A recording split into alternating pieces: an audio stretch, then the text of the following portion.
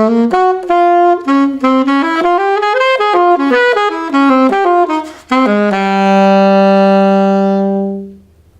my name is Scott Turpen. I'm the saxophone professor here at the University of Wyoming, and I wanted to help you, the wind players, in preparation for the Wyoming All-State Jazz auditions, which are coming up here very soon. And I wanted to give you guys a few pointers for how to prepare these things. Our etude in the wind areas are our swing etudes. So I wanted to talk about what I call the rules of swing.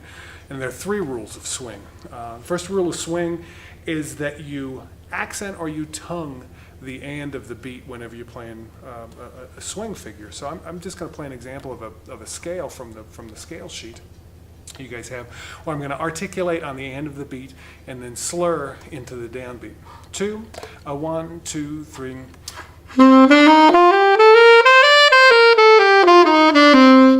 This is a little bit different style of articulation than you'll do in your regular concert band, and it'll take a little bit of time to practice doing this, to not accent the downbeats. The tendency is to want to accent 1, the downbeat of 2, the downbeat of 3, but in swing music you want to accent the and of the beats, and you can play along with my example so that you can imitate that particular sound and that particular style. So let me try it one more time. 1, 2. 1, 2, 3, 4.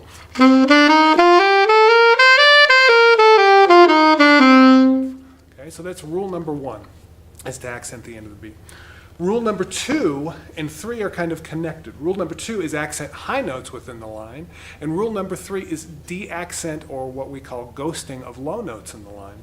And if you'll pull up the saxophone etude, but the trumpet and the trombone have very similar figures. You'll see in the saxophone etude, in the first 2 bars, all 3 of these rules, an example of all 3 of these rules. So, for example, the articulations in this particular etude are marked extremely well. So the backbeat articulation is already marked. That's not always the case, but the composer here has marked that backbeat articulation very clearly.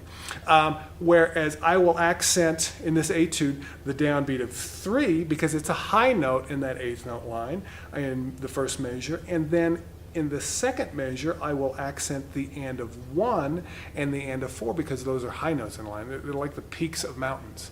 The note that will be de-accented, or the 2 notes that I see that will be de-accented, the first bar is the downbeat of 4 because it's a valley note, or it's a low note, and the downbeat of 4 in the second bar. Okay, so let me play this slowly for you so you can hear the 3 rules of swing in as an example. 2, 1, 2, 3.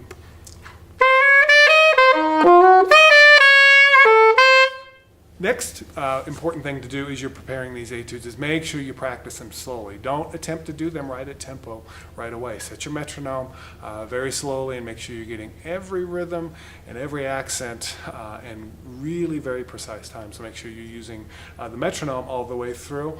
And a little trick that I like to use with my saxophone students or with any wind player is to set your metronome on 2 and 4. 1, 2, 3, 4. And practice your metronome with 2 and 4 going. Now this will take a little bit of practice.